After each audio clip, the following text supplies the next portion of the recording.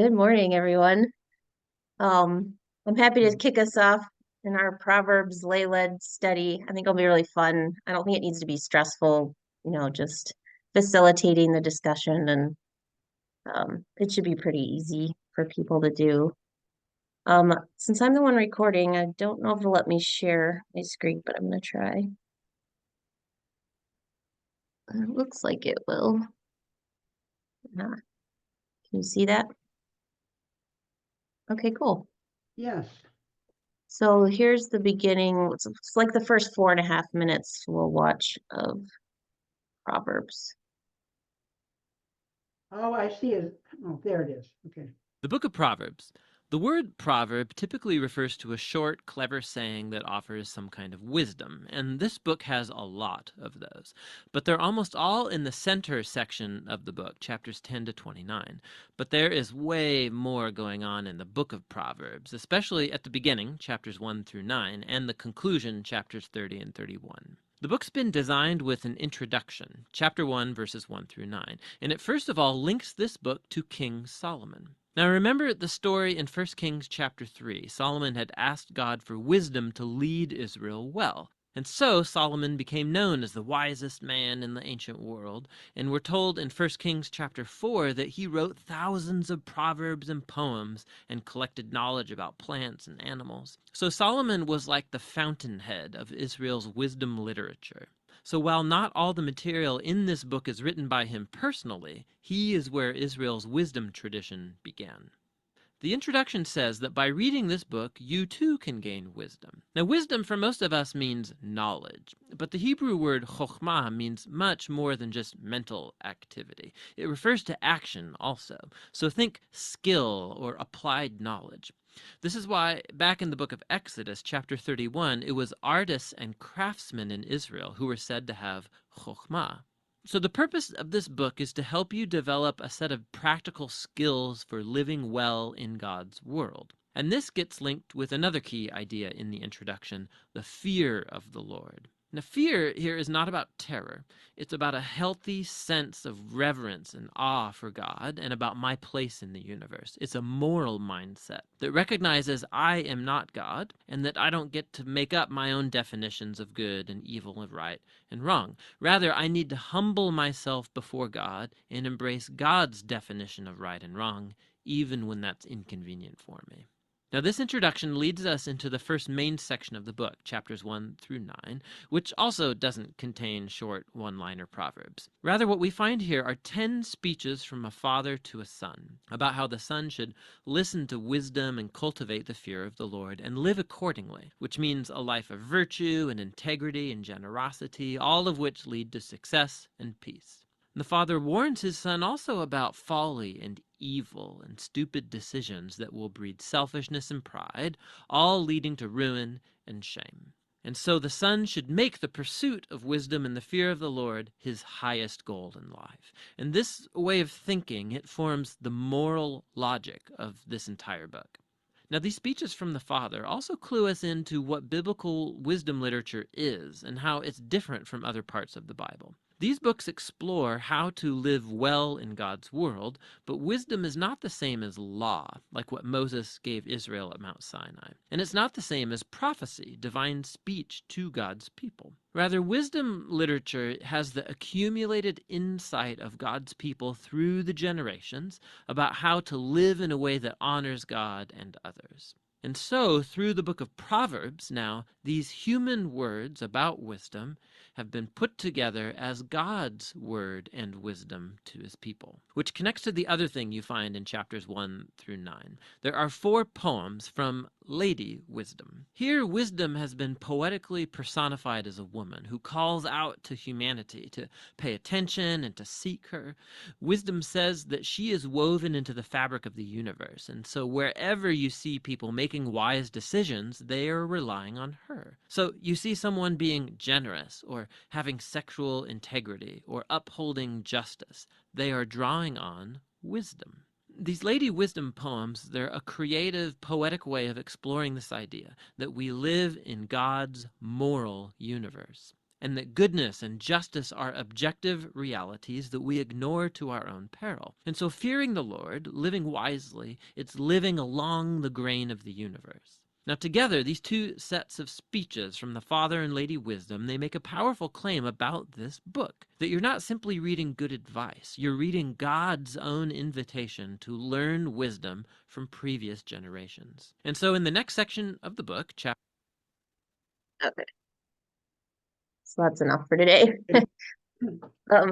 So I told Susan I didn't have time to research this, and I don't, but the Holy Spirit had other ideas because for school, I'm reading this book, The Hebrew Bible, Contemporary Introduction to the Christian Old Testament and the Jewish Tanakh, by David M. Carr. And the section I had to read yesterday was about Proverbs. Oh, Um, the biblical scholars don't actually think that King Solomon wrote any of it. Especially chapters 1 through 9, they think that that came like hundreds of years later. So it's just interesting. I'm trying to boil down like hours of reading into a few sentences here. So like the beginning of Israel, they were tribal nations or tribal groups that came together to defend themselves from invading like city-state that were more organized with militaries. And so when King David came along, he came from Judah, he conquers Jerusalem. He wants to set up a city-state and a monarchy more like the other civilizations around them. So he wants to be more like Egypt and Mesopotamia. And so Solomon obviously follows in his footsteps, and he's kind of the first king to really have court and scribes, and all of the traditions in Israel had just been oral up to this point. And so this is really the beginning of where they want to start their written records so they can be like more legitimate as a city state or a kingdom or what have you. And a lot of this Proverbs is actually probably inspired by Egyptian. Just I don't remember the exact names of the different readings, but the idea of like Lady Wisdom and kind of goddess worship and some of these ideas that feel a little shocking in the Bible at this point, they really think that it came from Egyptian or Mesopotamian culture. So I thought that was really fascinating that we have all of this wisdom that came from King Solomon, but really was probably from the cultures that they were just next to, neighbors with. And they've done a lot of research and they can't find King Solomon referenced by any of these other big cultures. So they don't think that he was quite as big a deal as the Israelites made him out to be. But if you're trying to establish a kingdom, it makes sense that you would have scribes, but like Israel doesn't have a bunch of scribes, so they think that these were Egyptian scribes. So it makes sense they would bring kind of their culture with them and their stories. And anyway, especially when we get to Proverbs 8, they think that it's based on the Egyptian goddess Maat, Maat. So anyway, that's kind of some of the background that I've been reading this week. And it is kind of shocking when you get to this Proverbs and it's so female forward. It does kind of feel like it came from somewhere else. So anyway, that's kind of in a nutshell what I've been learning about this week. So yeah, we can just jump into reading it. Does anyone want to read? Let's see. Maybe we should break it down a little. Maybe just till 19, 1 to 19.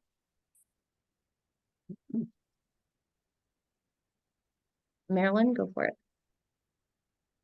Okay, this is the NASB. I also read it in the Message, which was pretty interesting because they call Yeah. people like stupid and idiot and stuff like that. But here's Great. the more refined.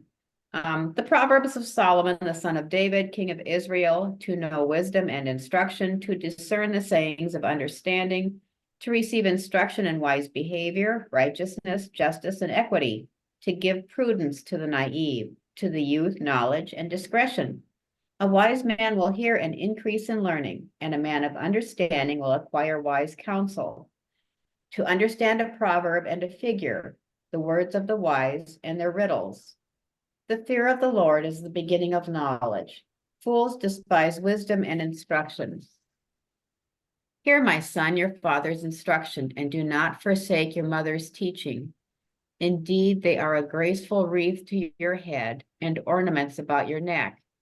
My son, if sinners entice you, do not consent. If they say, come with us, let us lie in wait for blood. Let us ambush the innocent without cause. Let us swallow them alive like Sheol, even whole as those who go down to the pit. We shall find all kinds of precious wealth. We shall fill our houses with spoil. Throw in your lot with us. We shall all have one purse. My son, do not walk in the way with them. Keep your feet from their path, for their feet run to evil, and they hasten to shed blood. Indeed, it is useless to spread the net in the eyes of any bird, but they lie in wait for their own blood. They ambush their own lives. So are the ways of everyone who gains by violence. It takes away the life of its possessors. Mine doesn't say son, mine says child throughout the whole thing. Yeah, that's probably a better rendition. Mhm. I was just amazed that it starts out, hear your father's instruction and reject not your mother's teaching, to continue Huldah's theme. That was the first thing that struck me. We talk about Wow. mothers, what? And that they have something to teach and sons should listen to it. Yeah, Mhm. yep. It took me a minute to understand 17,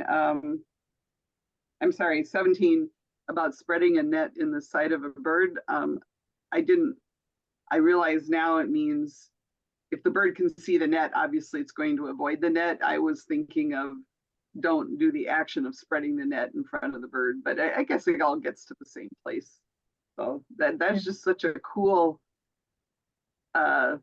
example, or Mhm.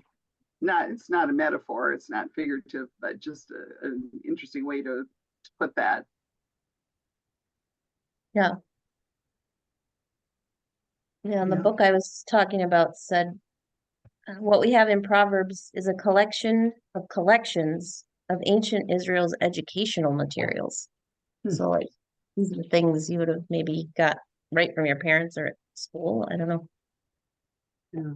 In my book here, what is it? The Good News Bible on 17, it says, does no good to spread a net when the bird you want to catch is watching. Yeah.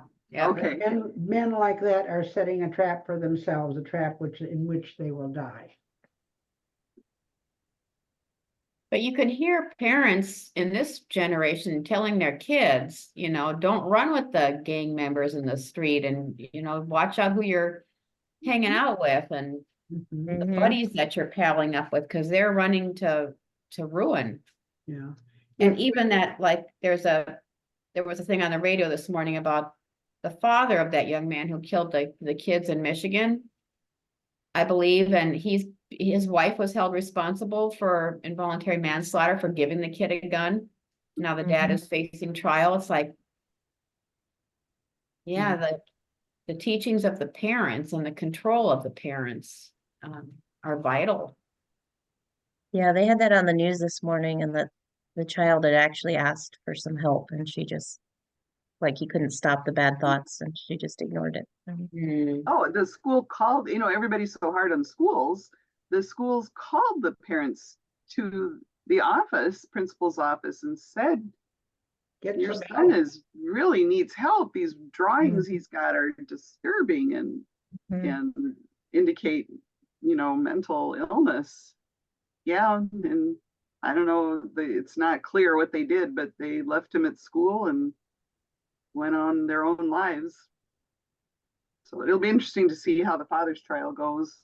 He lost a lot of sympathy when he tried to flee the country. Mhm. So Yeah, that looked bad. somebody innocent doesn't usually do that. Yeah. I love the back to the proverb, verse 19, that things you gained by violence are going to ruin your life. Mhm. Mhm.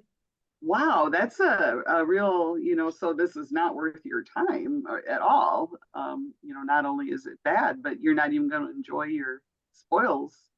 Yeah, Huh? there's so much guilt with it. And the guilt just destroys everything. Yeah, mine says robbery always claims the life of the robber. This is what happens to anyone who lives by violence. Mhm. It's the same as you live by the sword, you die by the sword. Same as we have in this country. Yeah. But parents need to talk to their children about the fact to say no. That's what the thing is nowadays. Just say no to somebody who's telling you that here, try this pill, try this, whatever, just say no.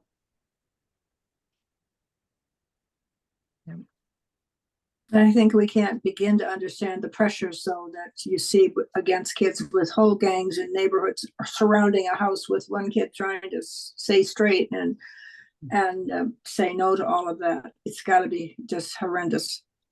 Yeah.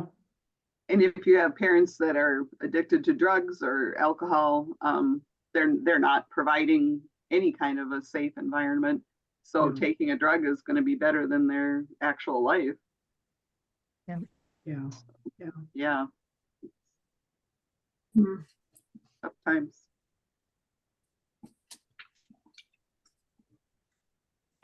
I'm glad I had a footnote on Sheol. I wasn't sure what that was. That's hell. That's Hades. Yeah, it's referring to death and the grave and Well, I really liked what that cartoon video at whatever you call it at the beginning talked about learning from previous generations. Like that ancestral truth coming down. There's such value in that. And I think that we, at least in this country, don't really respect that or haven't in the past. Mhm. Whereas other cultures, they do respect their ancestors and what the teaching was from them. Yeah.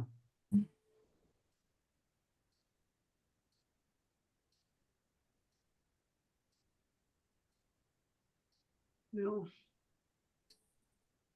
Should we read the rest of this chapter? Does anyone want to read it? I could read it. Okay, Helen. Wisdom cries out in the street. In the squares, she raises her voice. At the busiest corner, she cries out. At the entrance of the city gate, she speaks. How long, O simple ones, will you love being simple? How long will scoffers delight in their scoffing, and fools hate knowledge? Give heed to my reproof. I will pour out my thoughts to you. I will make my words known to you. Because I have called and you refused, have stretched out my hand and no one heeded. And because you have ignored all my counsel and would have none of my reproof, labor, I also will laugh at your calamity. I will mock when panic strikes you. When panic strikes you like a storm, and your calamity comes like a whirlwind. When distress and anguish come upon you, then they will call upon me, but I will not answer. They will seek me diligently, but they will not find me. Because they hated knowledge and did not choose the fear of the Lord, would have none of my counsel and despised all my reproof. Therefore they shall eat the fruit of their way and be sated with their own devices. For waywardness kills the simple, and the complacency of fools destroys them. But those who listen to me will secure and live at ease without dread of disaster. That's it. Was that the whole thing, the woman's poem? Mhm. Lady Everything, Wisdom. everything in my book is written in poetic form. So I don't Yep. know where the poem starts and the poem ends. Yep. I don't know if it's the same way in your book, but some lines are indented and some are not. And I was yeah. reading that has to do with the coupling and kind of supposed to just relate that it's a poem and That means it's a poem in my book. yeah. That's that's like some of the most powerful female speaking. Yeah. I mean, except maybe Song of Songs, but yeah. Mm. It's a very threatening poem. I will mock, I will laugh at your calamity, Mhm. you know, I will not answer, you know, all those things. Very, very bad. Yep. That Yeah, was that kind of was, a, go ahead. sorry, that was pretty stern when I read it before now. I was like, oh, okay, I hope we talk about this. No It mercy actually, there. it No, no, actually reminded me a lot of James, with the scoffing and the Oh, like yeah. that same like alarmist, like wake up, you idiots. I like And he how long, oh simple ones. I like that. Oh simple ones. Well, you love being simple. hmm and she starts the fear of God stuff too. Yeah. And fear of God, what we've learned from past uh, Bible studies is not the fear, it's the awe, the hmm reverence that we feel Right. toward God is our fear of God. It's not being Respect. afraid of God. hmm Respect for wisdom by following the advice. Yeah. Yeah. Yeah, that Bible Project video really called that out. I liked that. Yep. Yeah.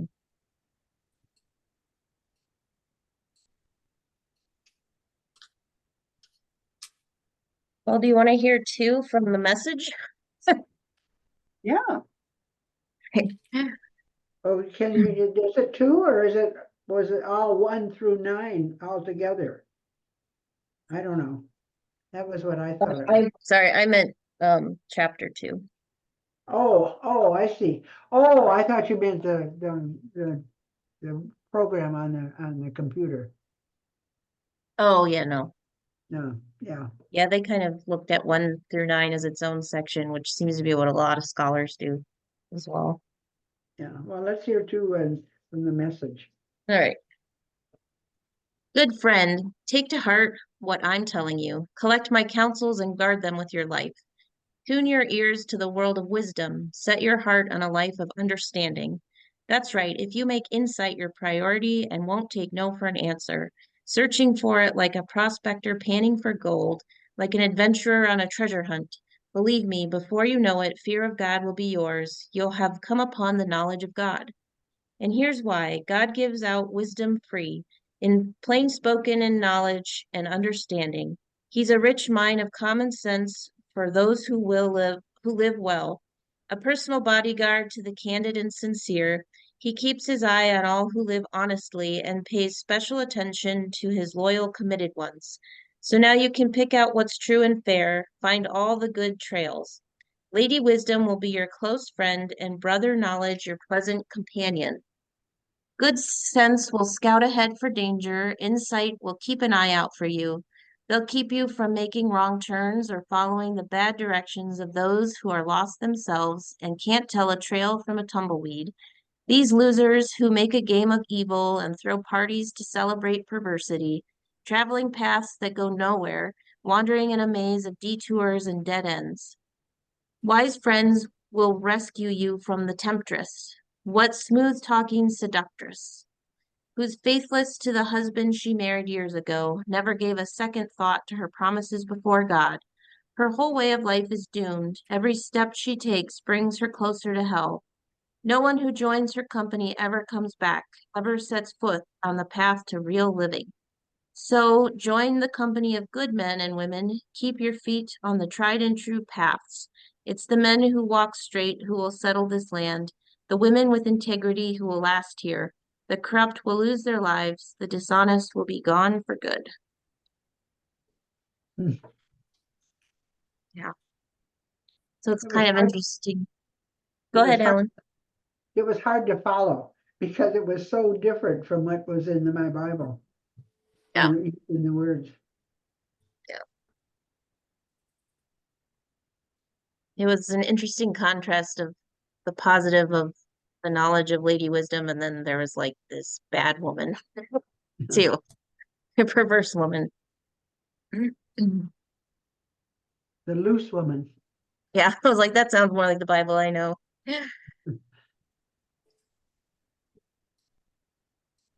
I love that you can't tell a trail from a tumbleweed.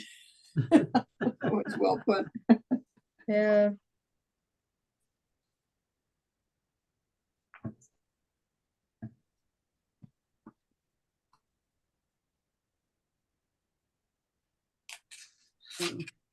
Oh, you just see that being lived out today on so many levels and in so many places, with so many people, even supposed Christians, who forget the vows they took early on and now have gone on to something else. You know, there's just so much there that it's like it was written yesterday, you know, or this morning. Yeah. Yeah. That's why this should be read more often, I think, in churches somehow. I don't know how. But this is, you know, there are a lot of people that forget this and are living a whole different life and yet claim to be Christians, you know? Yeah. Mhm. Well, I think that's why the apostles were quoting it so much. You know, that's how we got to studying it here. They lived by it. Yeah. And then I wonder if the patriarchy has anything to do with it, because like Song of Songs and Proverbs, Ecclesiastes, that kind of have more of that uh, female wisdom, honoring the wisdom of the female generations. It's just not studied as much. They're not read in church as much. I don't know, just a thought. That could be. That could be. But I would think more so as we get more female priests and ministers. Mm-hmm. Oh yeah, look what Lindsay Freeman did for just making us aware of what women are in the Bible. Yeah. You know, with the work that she did in the book, The Scarlet Cord. Yeah. Just amazing. Bible women. Yeah. Mhm. Yeah. I don't know, this is a little bit of a tangent, but I remember years back when William Bolson was here, he was asked in a forum, I think the forum was about baptism maybe, or, you know, just the rights of the church or something like that. He was asked if he had ever, and I forget what led up to the question, but he was asked if he had ever refused to baptize a child in his church. And I think we were talking about, you know, adultery or, you know, things on those lines. And he said, yes, there was a parishioner who cheated on his wife, and there was a child out of the affair. And the man wanted to bring the child to William's church to be baptized. And William said, I'm sorry, the damage you have caused is so immense. In this church family and in your immediate family, because I think there were, you know, children from the marriage, and so he recommended another church. I mean, William wanted the child baptized, but I just Right. was like, wow, that was Yeah, very that would be like robbing a bank and then going back and opening a checking account in the same bank. Right. Don't do that. You don't do that. True. No. Mhm. Because the wife and those children were still at that church, I would assume. yes, Yeah. they were very much present members, and I believe it was a large family. Yeah. Wow. Yeah, that was, I mean, I didn't disagree with William. It was just the first time I had ever heard of a situation like that. This was a long time ago too. It kind of happened to me a little bit. I got a kind of a messy divorce from my husband, and he was cheating on me. And the church I was going to with the children, he rarely showed up. He was very good friends with the priest, and they were drinking buddies together and everything. And the priest never gave me any counseling, any help whatsoever. And so I stopped going. I just Yeah. stopped. You know, they were buddies, and I just felt really bad. I couldn't look them in the face. Yeah, So that's brutal. Yeah, I don't wonder. Mm. Yeah. Hmm.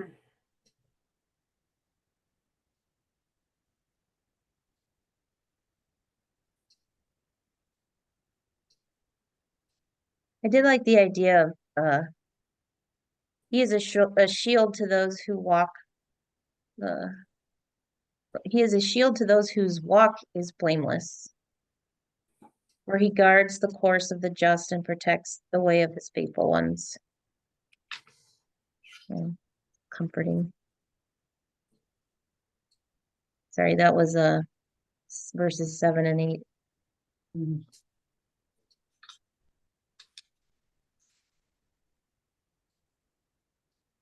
When Vita was talking about that situation, I was remembering that I think on Ash Wednesday, we have a collect or something that talks about, Lent is a time when we refocus on the Lord.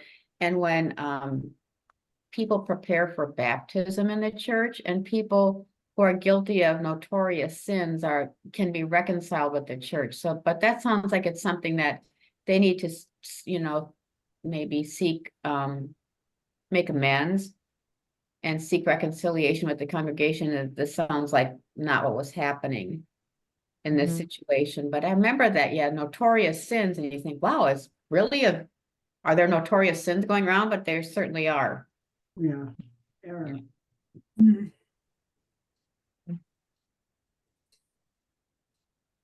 Yeah. Yeah, and I think the problem in the situation I was talking about, the man who cheated on his wife, he was not asking for reconciliation, Right. Yeah. and you know, from what I heard, not particularly repentant. Mhm. Interesting that he wanted the child baptized, but Um, There's probably a way of he was trying to alleviate his guilt without doing any of the work, right? oh Right. yeah, Good that's point. a very good thought. Yeah, yeah. I think Get isn't your it just so striking that how many thousands of years ago is this, and it's the same darn thing, don't thing. don't hang out with bad people, don't rob others, don't kill, and don't cheat. Mhm. Yeah. And we just came from the end of the Bible where it was the same messages. Here we are Yeah. in 2024. Relevant. Yeah. And we talked before about how it's all kind of cyclical. Yeah, you can see it right in the Bible. People don't change from one millennium to another, there's still Yeah. the same, evil people and good people. Yeah.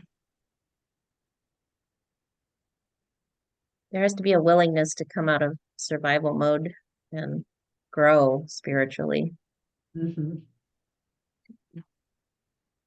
And some of that is setting up a society so you have safety enough to do that. Right.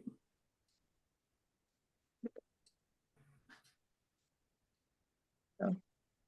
But I just think it's funny that Solomon just like slapped his name on it, or the scribe did. And like, yeah, I said all those things. Well, Definitely. it probably was written during his reign, maybe, and Some that's they think some of it was, but the first 9 chapters they think were a lot a later. lot later. Yeah. Yeah.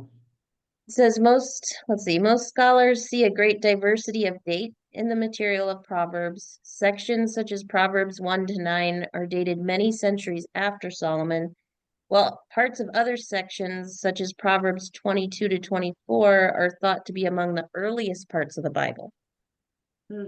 So it's really Can't a wait to get there collection. to hear that. Yeah. They do think it's one of the books that actually some parts of it probably did actually come into existence when Solomon was alive, but probably written by a scribe, Yeah, I'm sure. you know. Yeah. But it's the big shift from tribal living to being more of a monarchy. Mhm.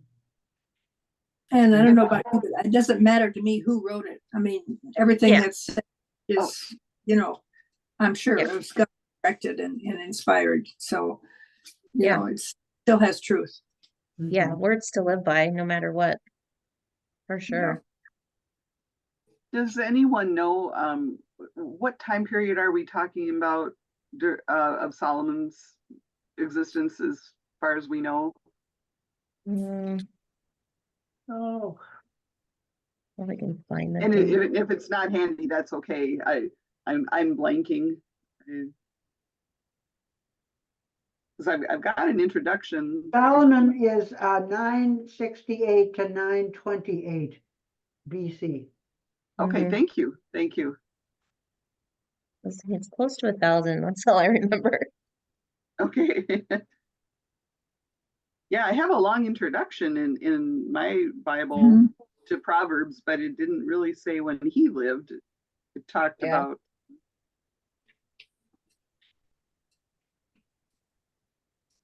Yeah, even if it was written like 100 BCE or something, it just doesn't matter. It's still, to me, it's still the word of the Lord, you know, it's inspired writing. Mhm.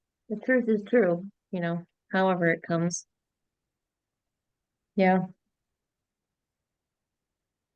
But it just from the readings I did, it was just interesting to see. You just kind of think of Israel as being its own thing, but they were heavily influenced by the cultures around them, which of course they were, but you just don't think about it.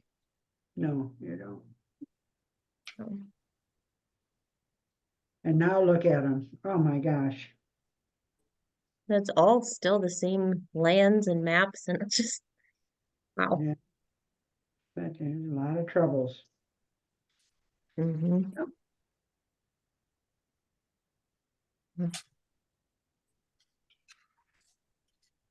Well, You Is want there, to?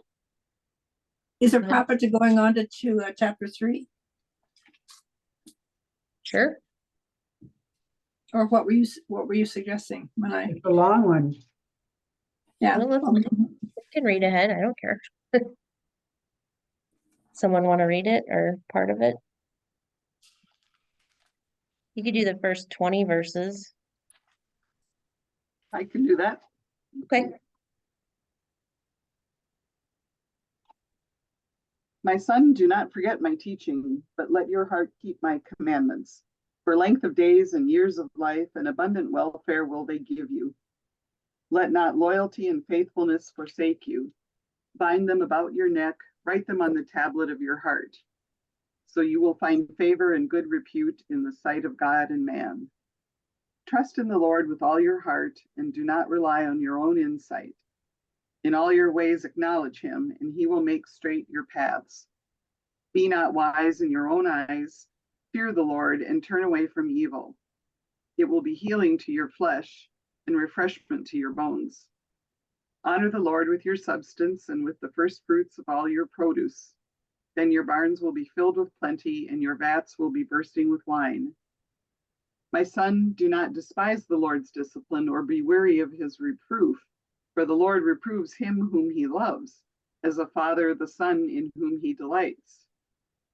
Happy is the man who finds wisdom and the man who gets understanding, for the gain from it is better than gain from silver, and its profit better than gold.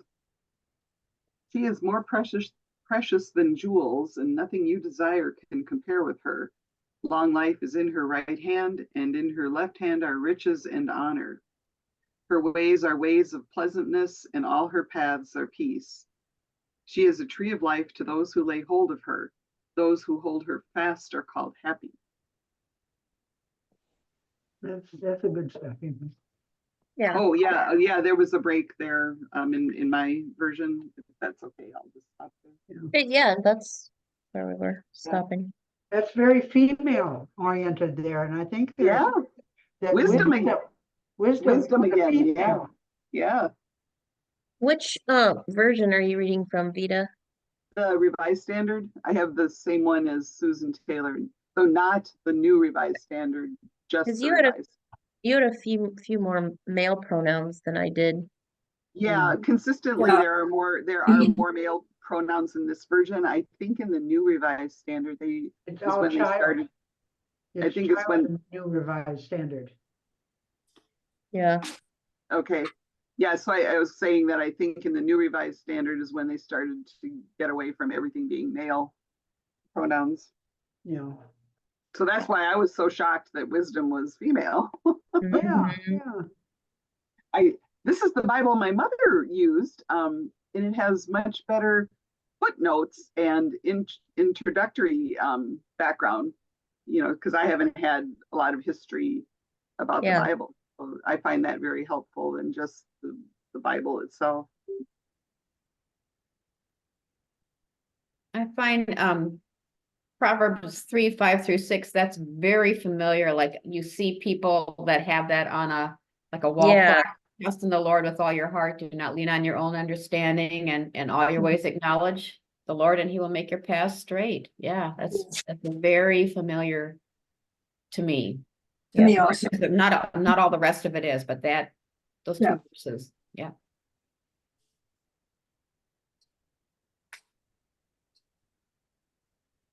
But I've also seen it, trust in the Lord with all your heart, mind, and soul, Mm-hmm. too. Yeah, they've added that.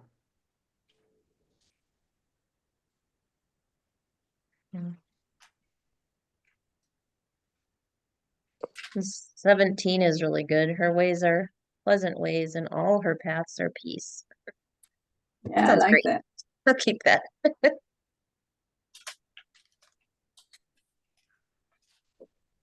And happy are those who find wisdom and those who get understanding, because they are two different things. Mm-hmm.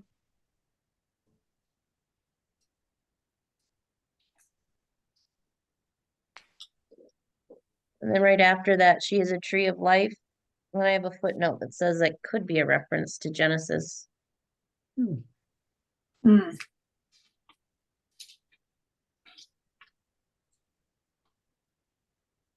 Hi, Joanne. Hi, I voted. Good Yeah, job. I voted. I have my sticker on. Me Nice. too. I voted. Yay. I also grocery shopped. I was I busy exercised doing- and partied, then voted, and then I'm with you guys. Yeah. Before we leave, I talked to one of my friends at the club, and he's the one that I think I've mentioned had a heart replacement. And he's really been doing well. And it's like 10% don't make it after the first year. And he's been after the first year, and we've all been so happy for him. And today he's saying they had some rejection issues. So any prayers before we leave for Robert? Robert, got it. Oh, wow. And what do you say? They're starting him on anti-rejection drugs, but wow.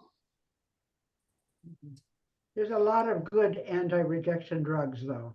So a I'm- lot of times they can turn it around. Yeah, I hope so. Well, he's had it a long time without problems, it sounds like. He's made it for the first year. Yeah, just a little. Yeah. Robert. So he was there exercising? Yeah, we saw him getting sicker and sicker, and then he had the operation, and then they came back, and we all cheered, yay. And he was so thin and so, but he just got better and better. And this time they had the whole month of February in Florida with some friends, and he came back a little tanned. He'd been eating a lot of fudge. He put on a bit of weight. He looks so much better. And that's why I said today, gosh, Robert, you look great. And then he tells me this. They- Yeah. Well, as long as he's on top of it and his doctors are on top of it, Mhm. hopefully it'll be a good outcome. he was an operating room assistant. I mean, he knows, and his wife's a pharmacist, so they know kind of what they're up against. Yeah. Sometimes that goes against you too. You have more legitimate fears or more informed fears. Yeah. That's very true.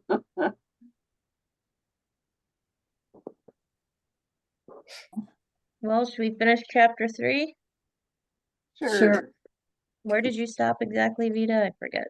I 18. stopped at 18. Okay.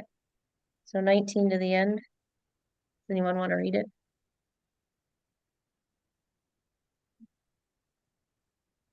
I can do it. Okay. By wisdom, the Lord laid the earth's foundations. By understanding, he set the heavens in place. By his knowledge, the deeps were divided and the clouds let drop the dew.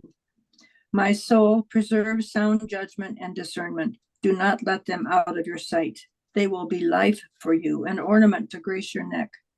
Then you will go on your way in safety, and your foot will not stumble. Then you will lie down, and you will not be afraid. When you lie down, your sleep will be sweet. Have no fear of sudden disaster or of the ruin that overtakes the wicked. For the Lord will be your confidence and will keep your foot from being snared. Do not withhold good from those who deserve it when it is not your power to act, when it is in your power to act. Do not say to your neighbor, come back later, I'll give it tomorrow. And when you now have it with you. Do not plot harm against your neighbor who lives trustfully near you. Do not accuse a man for no reason when he has done you no harm. Do not envy a violent man or choose any of his ways, for the Lord detests a perverse man, but takes the upright into his confidence. The Lord's curse is on the house of the wicked, but he places the home of the righteous. He blesses the home of the righteous. He mocks proud mockers, but gives grace to the humble. The wise inherit honor, but fools he holds up to shame. Oh. There we have more exact little snippets that we can kind of use to keep our lives straight, you know? Yes, yes.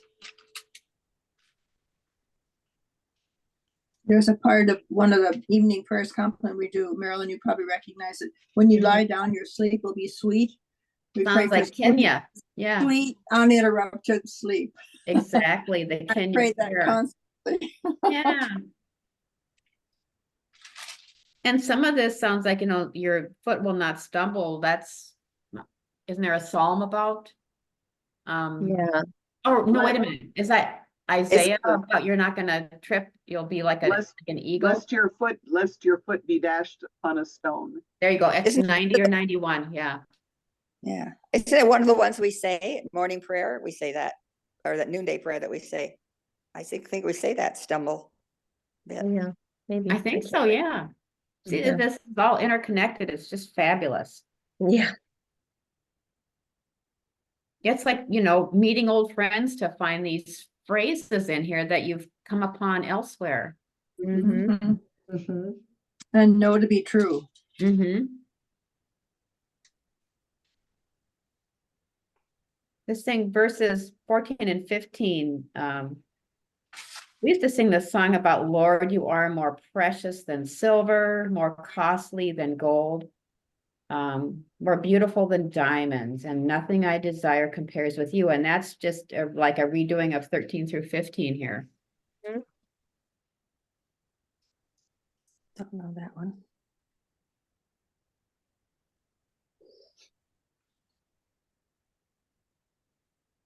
Maybe the hymn came first. I don't know. Sometimes that Well, happens. this is from like the Vineyard or something. It's probably not Okay. in hymnody. It's more contemporary. Yeah.